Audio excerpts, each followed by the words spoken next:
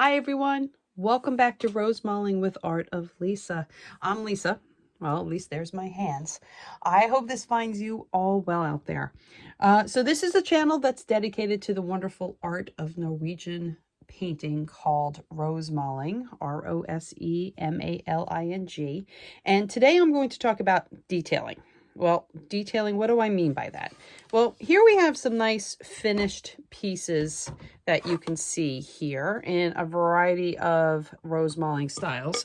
Rosemaling is very interesting because we do have a variety of styles that fall under that umbrella. Now, they're all based on C and S strokes, so the stroke work is very similar. Here's a C, here's an S, here's a C, here's an S, all right?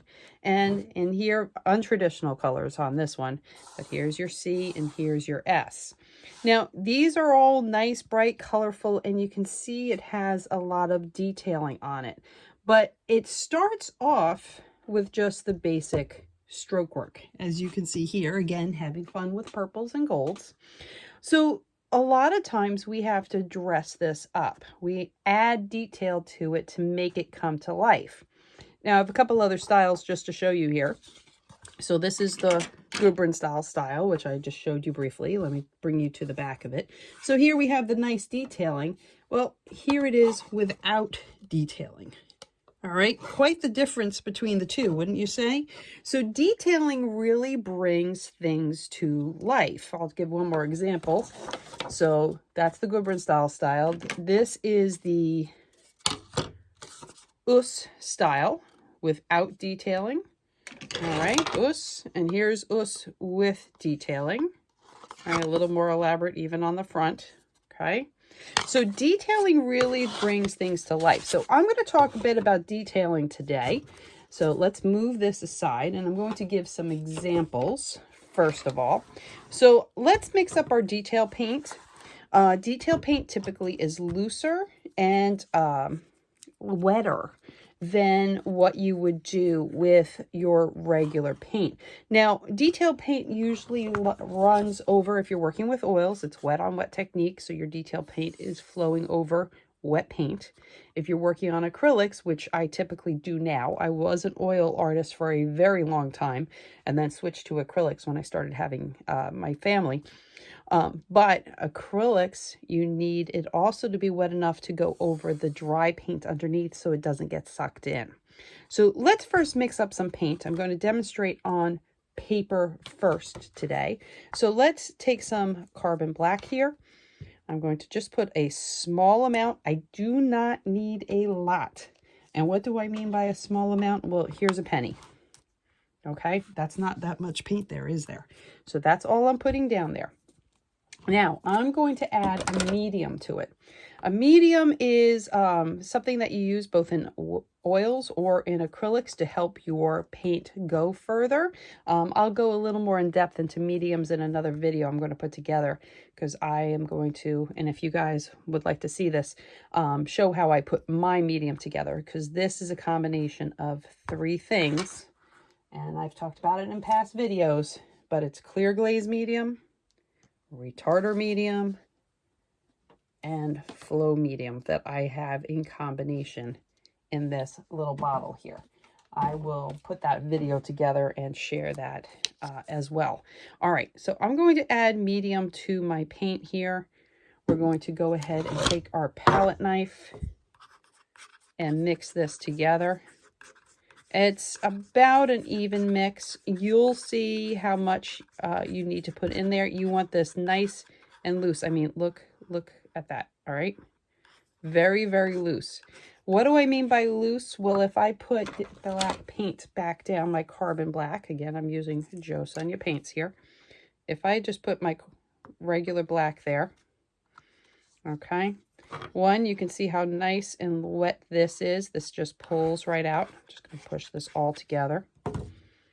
Let's go ahead and wipe off my palette knife here. Well, here's my dry paint, meaning it doesn't have medium in it. But look, can I pull it out? No, I can't pull it out. So this, look at this come out, right?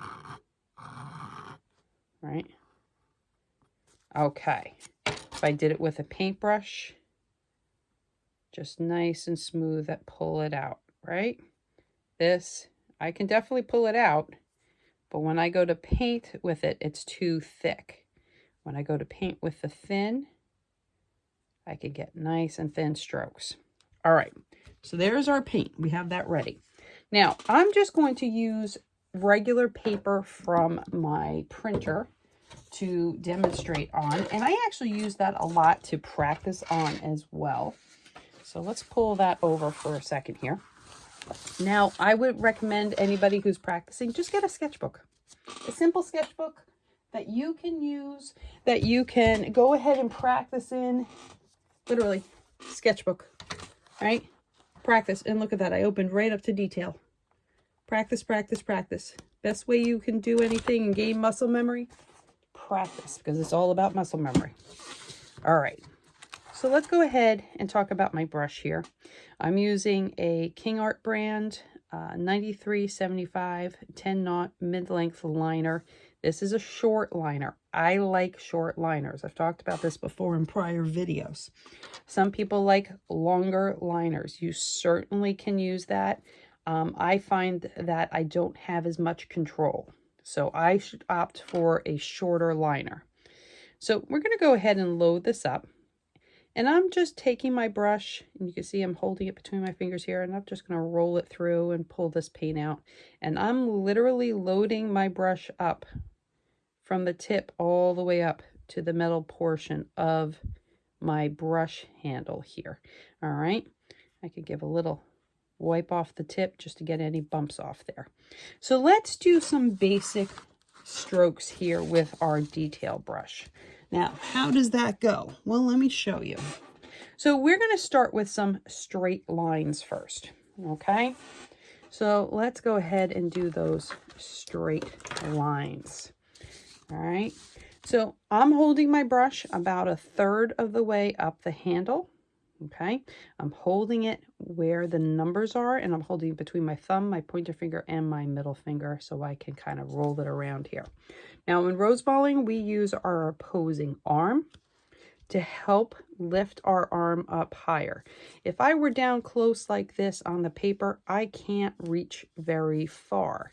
But, let me just adjust this just a teeny bit here. But if I'm up on my arm, like so, I can reach much further in different directions. Okay, let's just change that angle just a teeny bit. So, I'm going to go ahead and just demonstrate some straight lines first with this reaching out and pulling towards me technique.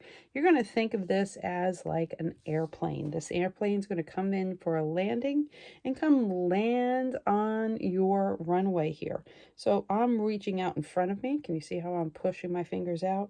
And I'm going to think of that airplane coming in for a landing nice and lightly. And then it's going to go ahead and come towards me. Notice I push down on those bristles and come to a stop. And then lift straight up. I'm just doing straight lines as practice here. You can go ahead and then I'll reload my brush as needed. And I'll typically have a little piece of paper towel just so I can blot if I need to. But we're going to go ahead and do that again.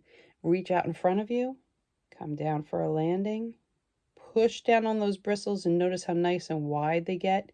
Slow down, let your brush come to a stop, and lift straight up. All right. This is a great way to start practicing. Just push down and lift straight up. Now, your next stage that you would want to do is actually do a thin, thick, thin, where you're going to come down for a landing, push down and say, oh, wrong airport, and then take back off again. Pulling this towards you. Notice how I'm pulling my hand in. Still using my arm as a brace. I use the full length of my fingers reaching out in front of me. Reach out, come in for a landing, and say, oops, wrong airport, take back off again. And notice the bristles will come back together. I need a little bit more paint on my brush, so let's go ahead and load some more on there.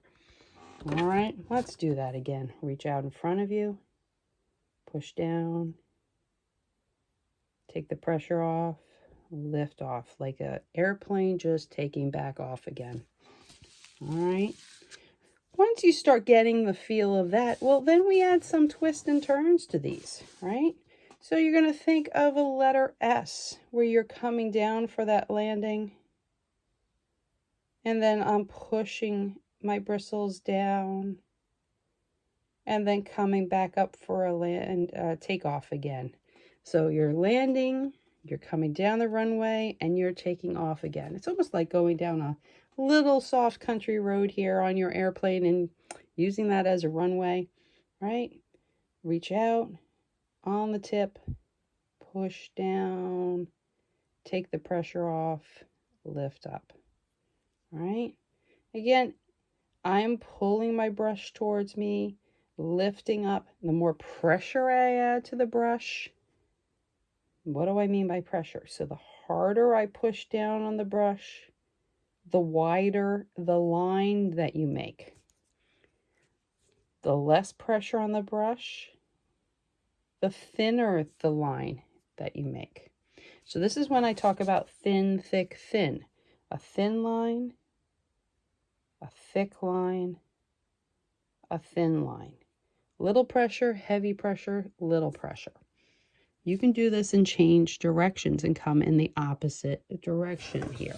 I like to say that Rosemaling is a bit ambidextrous. What you do in one direction, you have to do in the opposite direction. Again, thin, thick, thin. I'm using my hand to direct the motion of my brush here. These would be considered S strokes that we're doing, right? They look like S's, don't they? Well, if you have S's, then in Rosemaling you have C's as well. And we can go ahead and continue with that thin to thick motion here, thinking of a C, and you're going to bring your brush around. Think of that coming down for a landing, pulling this around, and then pushing down on your brush, and then bringing it around like so. Well, that is a twisty, curvy thing, isn't it? Well, let's break that down a little bit. Let's go ahead and just do a little arc. We're just doing a little arc here. It kind of gets that motion of thin to thick, right? Thin, thick. Well, let's take it a little further. I'm just pulling that brush around and bringing it over to another little circle here, and then taking the pressure off, okay? We have these nice little C's. Now, we're just giving a little demonstration here. It's not a full-blown lesson, right? But, again, thick to thin in the opposite direction. Well, let's do a little arc here, okay? I'm not twisting or turning my bristles and my brush in my hand, really, though a lot of times when I get down to the circle here, I do roll between my fingers to help direct the brush. It's like turning a steering wheel a little bit, right? Let's do a few more of these arcs here. Make sure you guys can see me. Okay, pull that back. Again, left to right, pull down, push.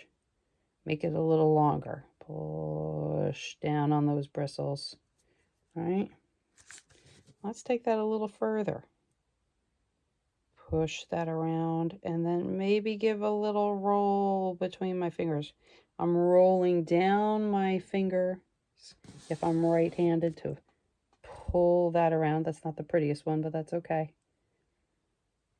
If I'm left-handed, I'll roll up my thumb to pull it around. Okay. Give it a little roll and pull around. Okay. So a little demonstration here. Sometimes too, I will do thick to thin as well. So what do I mean by that? Oh, a little Christmas hook here. You can tell Christmas is coming soon. Well, it is, but it's not. It's not right around the corner. Well, you know what I mean. I'm preparing for Christmas. All right. So let's try thick to thin. So maybe we'll start pushing down on our bristles here, and we'll pull this around the top of a C. and then pull that around and bring it thin. So we're doing a thick to thin. Let's go ahead, take that bristles, push down, give a little roll down my thumb to push those bristles down and around, and then lift up. All right, let's do it again. Push down, give a little roll down your thumb for right-handed, up your thumb for left-handed. That's going in this left to right motion here, and pull it around. All right, well, let's do the opposite direction. A little hard to see here, but we'll make it work. I'm going to come from right to left. So right-handed, you're going to roll up your thumb to do that turn. Left-handed, down your thumb. So I'm giving a little roll. My middle finger is helping here. Those are very thick. We don't always make this start very thick, but I'm over exaggerating it right now. Let me make it a little thinner just to demonstrate. So let's not push as hard. All right, pull that around and take the pressure off and let it roll. Now, a lot of times when you're starting detailing on pieces, you can break this down into smaller pieces. Let's say you get here and you're like, I can't quite finish it. Well, turn your piece a little bit. Come back to it. And then finish it this way. Okay? So you can work on these strokes and pulling them around. Okay? All right, so just some fun with these. You can go ahead and doodle with your brush. The best way to work with controlling your detail brush is just spending time playing with it.